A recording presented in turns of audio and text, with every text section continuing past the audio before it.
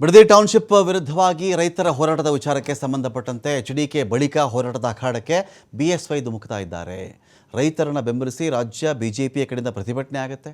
BJP ರಾಜ್ಯಾಧ್ಯಕ್ಷ ವಿಜೇಂದ್ರ ನೇತೃತ್ವದಲ್ಲಿ ಪ್ರತಿಭಟನೆ ಇದೆ. ಫ್ರೀಡಂ ಪಾರ್ಕಲ್ಲಿ ಕೇಸರಿ ಪಡೆ ಪ್ರತಿಭಟನಾ ಸಮಾವೇಶವನ್ನು ಮಾಡಬೇಕು ಅಂತ ಇದೆ. ಟೌನ್ಶಿಪ್ ಹೋರಾಟದ ಮೂಲಕ ಮೈಲೇಜ್ ಪಡ್ಕೊಂಡಿದ್ದು JDS ಇಲ್ಲಿ. ಇದೀಗ ಇದೇ ಹಾದಿಯಲ್ಲಿ ಸಾಕ್ತಿರೋದು ಕೇಸರಿ ಪಡೆ. ಇಲ್ಲ, ನಾವು ಟೌನ್ಶಿಪ್ ವಿಚಾರವನ್ನು ಕೈಗೆತ್ತಿಕೊಳ್ಳೋಣ, ಯಾವ ರೀತಿ JDSಗೆ ಮೈಲೇಜ್ ಸಿಗ್ತಾ ಇದೆಯೋ ನಮ್ಮ ಪಾರ್ಟಿಗೂ ಮೈಲೇಜ್ ಸಿಕ್ಕಲಿ ಅಂತ ಹೇಳಿ ಇವರು ಕೂಡ ಪ್ಲಾನ್ ಮಾಡ್ಕೊಳ್ತಾ ಇದ್ದಾರೆ. ಟೌನ್ಶಿಪ್ ವಿರೋಧಿ ಅಲೆಯ ಸಂಪೂರ್ಣ ಲಾಭವನ್ನು ಪಡೆದುಕೊಳ್ಳಬೇಕು ಅಂಥೇಳಿ ಪ್ಲಾನ್ ನಡೀತಾ ಇದೆ. ಹೀಗಾಗಿ ಸರ್ಕಾರದ ನಡೆಯನ್ನು ಖಂಡಿಸಿ ಬಿಜೆಪಿಯಿಂದ ಹೋರಾಟ ಆಗುತ್ತೆ. ಕೇಸರಿ ಪಡೆಯ ಎಲ್ಲ ನಾಯಕರು ಈ ಒಂದು ಹೋರಾಟದಲ್ಲಿ ಭಾಗಿಯಾಗ್ತಾರೆ. ಪ್ರತಿಪಕ್ಷ ನಾಯಕ ಆರ್ ಅಶೋಕ್, ಛಲವಾದಿ ನಾರಾಯಣಸ್ವಾಮಿ, ಸದಾನಂದಗೌಡ, ಪಕ್ಷದ ಹಿರಿಯ ನಾಯಕ BS ಯಡಿಯೂರಪ್ಪನವರು ಕೂಡ ಅದಕ್ಕೆ ಕೈ ಜೋಡಿಸ್ತಾರಂಥ ಪ್ರಶ್ನೆ ಇದೆ. ಇಲ್ಲಿ ಸಂಸದ ಬಸವರಾಜ ಬೊಮ್ಮಾಯಿ, ಪ್ರಹ್ಲಾದ್ ಜೋಶಿ ಸೇರಿದಂತೆ ಇತರರು ಕೂಡ ಭಾಗಿಯಾಗಬಹುದು ಈ ಒಂದು ಹೋರಾಟದಲ್ಲಿ. ಪ್ರತಿಭಟನೆಯಲ್ಲಿ ಹಾಲಿ ಮಾಜಿ ಸಂಸದರು, ಶಾಸಕರು, ಕಾರ್ಯಕರ್ತರು ಕೂಡ ಇದರಲ್ಲಿ ಭಾಗಿಯಾಗಬಹುದು ಅಂತ. ರೈತರ ವಿರುದ್ಧ ಗೂಂಡಾ ಕಾಯ್ದೆ ಆಗ್ಬೇಕಾ? ಇವತ್ತು ನಮ್ಮ ರಾಜ್ಯದ ಅಧ್ಯಕ್ಷರಾದಂಥ ವಿಜಯೇಂದ್ರ ಅವರು ಮತ್ತೆಲ್ಲ ನಮ್ಮ ಪಕ್ಷದ ಹಿರಿಯ ಮುಖಂಡರುಗಳು, ನಮ್ಮ ವಿರೋಧ ಪಕ್ಷದ ನಾಯಕರು ಎಲ್ಲರೂ ಕೂಡ ವೇದಿಕೆ ಮೇಲಿದ್ದಾರೆ.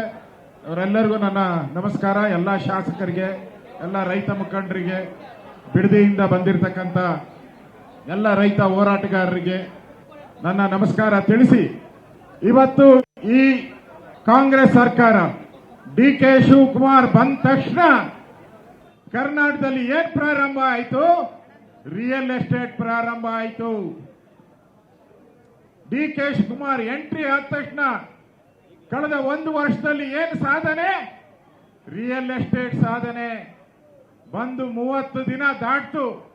ಯಾವುದಾದ್ರೂ ನೀರಾವರಿ ಯೋಜನೆ ಬಂದಿದೆಯಾ? ಯಾವುದಾದ್ರೂ ಹಳ್ಳ ಬಿದ್ದಿರೋ ರಸ್ತೆ ಮುಚ್ಚಿದಾರ? ಯಾರ ರೈತರಿಗೆ ಪರಿಹಾರ ಕೊಟ್ಟಿದಾರ? ಈ ಮನೆಯಾಳ ಕಾಂಗ್ರೆಸ್ ಬಂದ ತಕ್ಷಣ ಬರಗಾಲ ಶುರುವಾಗೋಯ್ತು.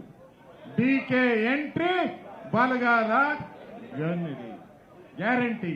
ಈ ಸರ್ಕಾರ ಇವತ್ತು ಬರಗಾಲ ಅಂತೇಳಿ ರೆವಿನ್ಯೂ ಮಿನಿಸ್ಟ್ರು ಕೇಂದ್ರ ಕೇಳಿದ್ದಾರೆ, ನ್ಯಾಷನಲ್ ಡಿಸಾಸ್ಟರ್ ಘೋಷಣೆ ಮಾಡ್ಬೇಕಂತ.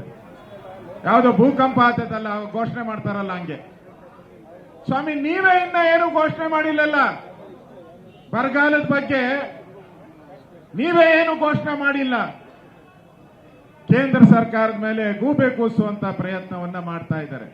ಇದು ರೈತರ ವಿರುದ್ಧ ಕಳೆದ 438 ದಿನಗಳಿಂದ ಹೋರಾಟ ಮಾಡ್ತಾ ಇರುವಂತ ರೈತರಿಗೆ ನಾವು ಮೊದಲು ನಮನಗಳನ್ನು ಸಲ್ಲಿಸಬೇಕು. ಈ ಹೋರಾಟ ಯಾಕೆ? ಈ ಹೋರಾಟ ಯಾರ ವಿರುದ್ಧ? ಕಳೆದ 3 ವರ್ಷಗಳಿಂದ ಇರುವಂತ ಸರ್ಕಾರ 438 ದಿನಗಳಿಂದ ಹೋರಾಟ ಮಾಡ್ತಾ ಇರುವಂತ ರೈತರನ್ನ ಒಂದು ಬಾರಿನೂ ಮಾತಾಡಕ್ ಹೋಗಿಲ್ಲ.